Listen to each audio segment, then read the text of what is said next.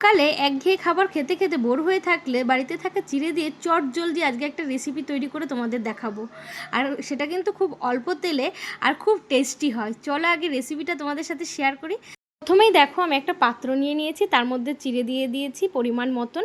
তোমরা তোমাদের পরিমাণ মতন চিড়ে দিয়ে দেবে। আর চিড়েটাকে দেওয়ার আগে চেলে নেবে, যেহেতু চিড়েতে প্রচুর নোংরা থাকে। তো আমি চিড়েটাকে ভালো করে ধুয়ে তারপরে বোলটার ভেতরে আর একটু সামান্য জল দিয়ে ভিজিয়ে রেখে দেবো কিছুক্ষণ, কারণ ভেজানো না হলে এই পরোটাটা হবে না। আর এই দিকে দেখো ভেজানো হয়ে গেছে, তোমরা বুঝতেই পারছো হাতের সাথে একদম গলে গেছে। আর এইদিকে দেখো আমি 3টে আলু সেদ্ধ নিয়েছি। তো এই আলুটাকে মেশিন দিয়ে গ্রেট করে নেব। ওটাকে কিন্তু আমরা সেদ্ধর মতনও দিতে পারতাম, বাট ওইভাবে দিলে অনেক জায়গায় কি হয় বলো তো, শক্ত শক্ত থেকে যায়, যেই কারণে গ্রেট করে দেবো। গ্রেট করে দিলে ওই শক্ত শক্ত ভাবটা থাকবে না, ওই কারণে গ্রেট করা। তো আলুটাকে সুন্দর করে গ্রেট করে নেব, তার ওপরে এক এক করে জিনিসগুলো দিয়ে যাব, যেগুলো আর কি লাগবে আমাদের। সামান্য কিছু জিনিস প্রথমেই দেখো লবণ দিলাম। তারপরে যেটা দেব আমি জানি না তোমরা দাও কি না, কিন্তু ওটা দিলে সত্যি কথা বলছি খেতে খুব টেস্ট হয়। সেটা হলো জোয়ান।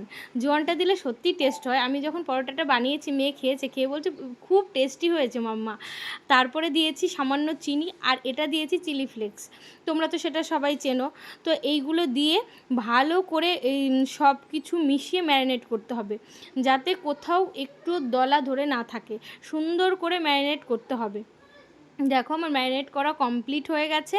তো আমি ইতিমধ্যে সামান্য একটু তেল দিয়ে দিয়েছি, তেল দিয়ে আবার ভালো করে ম্যারিনেট করে নেব। তো ভালো করে ম্যারিনেট করে নেব, কিন্তু এর মধ্যে আরেকটা জিনিস আছে, সেটা হলো আটা আর ময়দা দুটোর মিশ্রণই দিতে হবে। তো তোমরা যদি চাও আটা দিতে পারো, আটা দিয়েও করা যায়, শুধু আটা দিয়ে। তো আমি আটা ময়দা দুটোই নিয়েছি, তো দুটো নিয়ে ভালো করে মিক্স করব। আর এটাতে না জল দেওয়া যাবে না, যেহেতু আলুতে জল ছিল, তারপরে যেহেতু সেদ্ধ আলু, চিড়েতে জল ছিল। তো এটাতে না সহজে জল দিতে নেই, যদি খুব লাগে তো সামান্য পরিমাণ। তো আমার জল লাগেনি, আমি জল দেইনি। তো ফাইনালি দেখো আমার কমপ্লিট, দেখেই বুঝতে পারছো একটু নরম নরম হয়েছে। অবশ্যই আমি ভেবেছিলাম একটু নরম নরম করেই করব, তোমাদের আইডিয়া মতন তোমরা করে নিও। আর এইদিকে আমি গোল গোল বোল করে নিয়েছি, তারপরে চলে এসেছি পরোটাটা বেলতে। তো যে যেরকম শেপ ইচ্ছে হয় করে নিও। আমার মেয়ে বললো রাউন্ড খাবে, মানে রুটির মতন শেপ দিয়ে খাবে, তো আমি রাউন্ড আকারের শেপটাই দিয়েছি। তো চলো এটাকে ভাজবো, তারপর তোমাদের দেখাচ্ছি কেমন হয়েছে।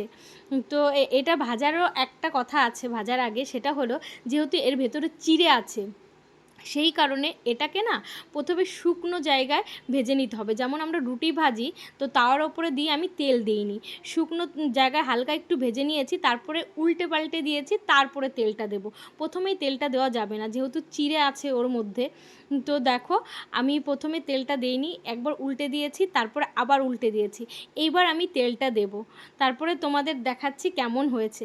তারপরে তো আমার মেয়ে খেয়ে বলছিল পাশ থেকে কি টেস্টি ছিল না।